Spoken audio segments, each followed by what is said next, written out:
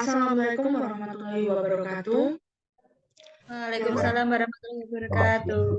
Yang terhormat Ibu Retna Triastuti selaku dosen pembimbing mata kuliah farmakologi.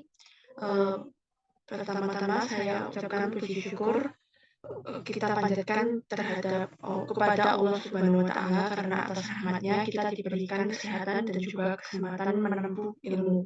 Salawat serta salam juga semoga tetap tercurahkan pada junjungan kita Rasulullah Shallallahu Alaihi Wasallam. Pada kesempatan yang berbahagia ini kita akan membahas materi mengenai isu penggunaan obat di home care.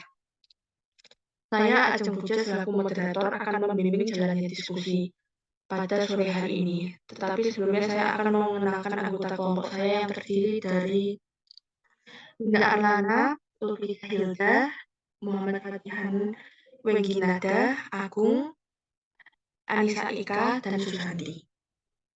Selanjutnya saya persilahkan untuk Mbak Nisa membacanya. Pendahuluan, upaya pencarian pengobatan yang dilakukan masyarakat yang mengeluh sakit, sebagian besar adalah pengobatan sendiri 87,37%. Sisanya mencari pengobatan antara lain ke puskesmas, para medis, dokter praktik, rumah sakit, balai pengobatan, dan pengobatan tradisional. Oleh karena itu, masyarakat membutuhkan informasi yang jelas, benar, dan dapat dipercaya. Namun sayangnya seringkali dijumpai bahwa pengobatan sendiri menjadi sangat boros karena mengkonsumsi obat-obat yang sebenarnya tidak dibutuhkan atau malah bisa berbahaya. Misalnya karena penggunaan yang tidak sesuai dengan aturan pakai. Kerasionalan penggunaan obat menurut Cipolek et al. 1998 terdiri dari beberapa aspek, di antaranya ketepatan indikasi, kesesuaian dosis, ada tidaknya kontraindikasi, ada tidaknya efek samping dan interaksi dengan obat dan makanan, serta ada tidaknya polifarmasi, penggunaan lebih dari 2 obat untuk indikasi penyakit yang sama. Ada beberapa hal yang dapat dilakukan mencegah penyalahgunaan obat. 1. Aktif memberikan edukasi kepada masyarakat. 2. Mengedepankan etika profesi dan mengutamakan keselamatan pasien.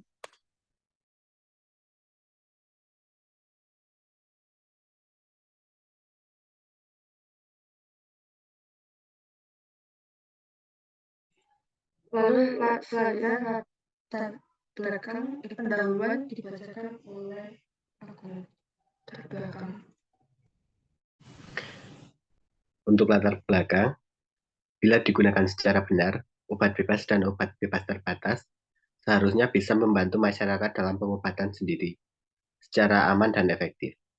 Namun sayangnya seringkali dijumpai bahwa pengobatan sendiri menjadi sangat boros karena mengonsumsi obat-obatan yang sebenarnya tidak dibutuhkan. Atau malah bisa berbahaya misal karena penggunaan yang tidak sesuai dengan aturan pakai. Bagaimanapun, obat bebas dan bebas terbatas bukan berarti bebas efektif samping. Sehingga pemakaiannya harus sesuai dengan indikasi. Lama pemakaian yang benar disertai dengan pengetahuan penggunaan tentang risiko efek samping dan kontraindikasinya. Suryawati 1997. Walaupun terlihat sederhana, pengguna asalan obat dapat menimbulkan banyak resiko, dari resiko ringan hingga resiko berat yang dapat mengakibatkan kematian.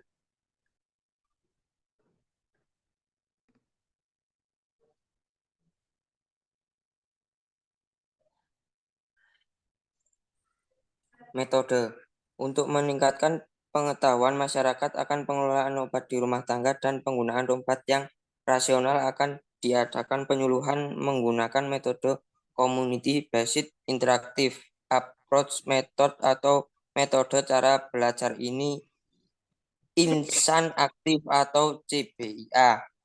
Diskusi dilakukan menurut langkah berikut. 1. Masyarakat yang hadir dikelompokkan dengan satu kelompok terdiri dari 6-8 orang disesuaikan dengan jumlah peserta yang hadir. 2. Setiap anggota kelompok kecil ini diberi obat beserta kemasannya. Setelah itu mereka diberi tugas untuk membaca, mengamati, dan mencatat obat dari indikasi, komposisi, dan aturan pakainya. 3. Setiap anggota mempresentasikan hasil, kemudian mendiskusikan dan merangkumnya. Setiap kelompok dibantu oleh fasilitator sehingga diskusi dan tujuan pemahaman obat tepat sasaran standar efektivitas program dapat dinilai dengan membandingkan prates dan postes.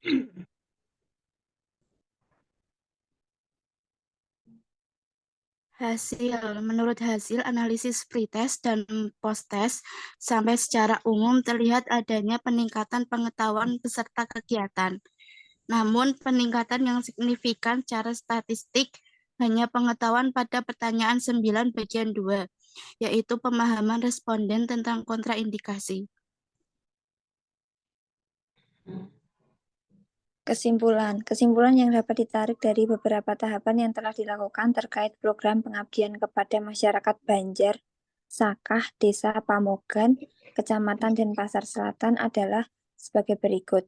Peserta dalam program pengabdian ini sangat antusias untuk menerima dan melaksanakan setiap tahapan dari program yang diusulkan dan mengharapkan bahwa program seperti ini tidak dilakukan hanya sekali, melainkan dapat dilakukan secara berkesinambungan.